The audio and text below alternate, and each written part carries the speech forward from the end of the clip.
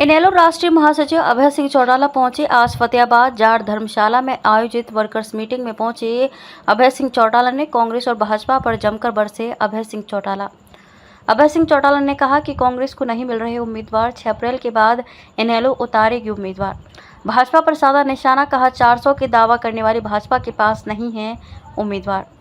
400 का सपना देखने वाली भाजपा चुनाव में 200 का आंकड़ा भी पार नहीं कर पाएगी। अभय चौटाला इनेलो नेता ने भाजपा प्रत्याशी तंवर को घेरा, कहा ऐसे दलबदलू नेताओं को सबक सिखाने का यही सही मौका। इनेलो के प्रधान महासचिव एवं विधायक अभय सिंह चौटाला ने कहा कि भाजपा ने इस बार 400 पार का नारा दिया है, लेकिन आज देश में जो हालात हैं उसे देखकर साफ है कि इस बार भाजपा 200 के आंकड़े को भी पार नहीं कर पाएगी। देश की जनता बदलाव के मूड में है और देश ही नहीं हरियाणा में भी भाजपा का सुपड़ा साफ होगा।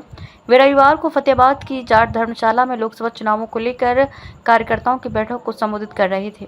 कार्यकर्ता बैठक को इनेलो के प्रदेशाध्यक्ष रामपाल माजरा ने भी संबोधित किया और लोकसभा चुनावों की तैयारियों को लेकर डोर टू डोर जाकर भाजपा सरकार की पोल खोलने का आह्वान किया। बैठक की अध्यक्षता इनेलो जिला प्रधान बलविंद्र कैरो व कार्यकारी जिला प्रधान हरि सिंह डांगरा ने की। बैठक में पहुंचने पर कार्यकर्ताओं ने फूल मालाओं और पटका पहनाकर अभय सिंह चौटाला व रामपाल माजरा का स्वागत किया। इस अवसर पर पूर्व मंत्री रामस्वरूप रामा, पूर्व विधायक डॉक्टर सीताराम ने भी संबोधित किया। हमने अब तक 15-16 विधानसभा क्षेत्रों का दौरा किया है। रोजाना 3 विधानसभा क्षेत्र में जा रहे हैं। पहले अपने कार्यकर्ताओं से बात कर रहे हैं, कार्यकर्ताओं से पूछ रहे हैं कि उनकी पसंद क्या है। सब जगह कार्यकर्ताओं ने बड़े खुल करके ये कहा है कि जो फैसला चौटाला साहब लेंगे हम उस पर फूल चढ़ाएंगे, हम उसके लिए तन मन धन से उसकी मदद करेंगे।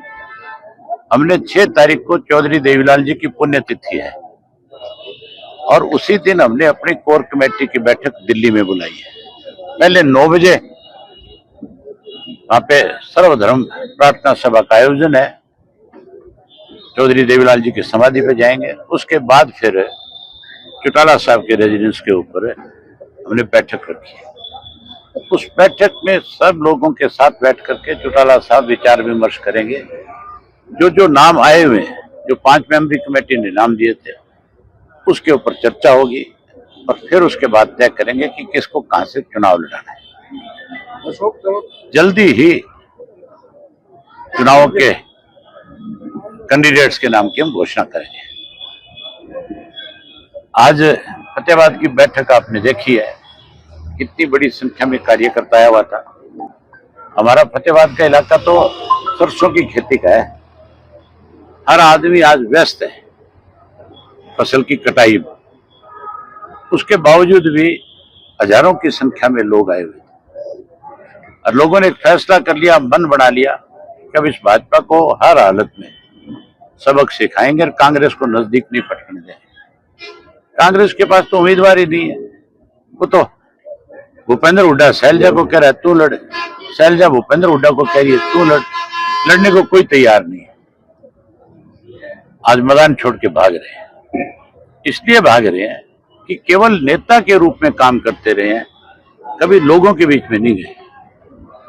अब जब चुनाव नजदीक आ गया तो लोगों की भी याद आने लगी। लोगों के बीच में कोई रहा है, लोगों के लिए किसी ने लड़ाई लड़ी है, संघर्ष किया है, तो केवल इंडियन नेशनल लोकदल पार्टी ने किया है। हमने सत्ता में रहते हुए लोगों की सेवा करी और सत्ता से बाहर रहते हुए लोगों के साथ कहीं पे भी कोई जाति सरकार ने करने की कोशिश करी, उसको इंसाफ दिलाया। बीजेपी की आज 8वीं लिस्ट आई है, उसमें भी जो पंजाब के कैंडिडेट है वो उधारी पार्टी के।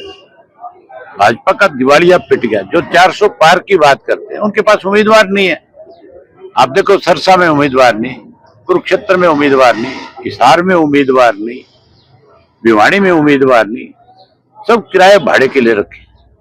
अशोक तंवर भी कह रहा है कि उसके सामने खड़े होने की कोई जो कैंडिडेट है वो कोई खड़ा नहीं हो सकता, एक तरफा नहीं। मैंने ये भी सुना, उसने ये भी कहा कि मैं सर्वसम्मति से बनूंगा। इसका मतलब अकल नाम की चीज ही नहीं है। उसको ये पूछो कि तू इतना ताकतवर होता तो तू 4-5 दरवाजों पे क्या लेने गया था। उसको मुझे लगता है अब तक ये भरोसा नहीं है कि तेरे को उम्मीदवार बना दिया था। ईडी की कार्रवाई के विरोध में लगातार आज इंडिया गठबंधन की रैली हो रही है जी दिल्ली में, कैसे देखते हैं इसे आप? रैली करते हैं, इकट्ठे नहीं हो रहे। इकट्ठे हो जाएं तो भाजपा से छुटकारा मिल जाए। ईडी में बहुत सारे ऐसे अहंकारी लोग हैं इस इंडिया गठबंधन में, जो बहुत स्वार्थी है, जो भाजपा से मिले हुए, जो किसी कीमत पे भाजपा को सत्ता से पार नहीं होने देना चाहते। आम आदमी पार्टी दूर जाने की जरूरत नहीं। हरियाणा उदाहरण है। मैंने अनेक जगह खुल करके ये बात कही है कि अगर सब मिलकर के लड़े तो 10 की 10 सीट पे भाजपा बाहर हो जाएगी। लेकिन कांग्रेस में अहंकारी लोग हैं, वो कहते हैं हम सक्षम है। तो उन सक्षम लोगों की कुरुक्षेत्र में पोल पाट की कि नहीं पाट की?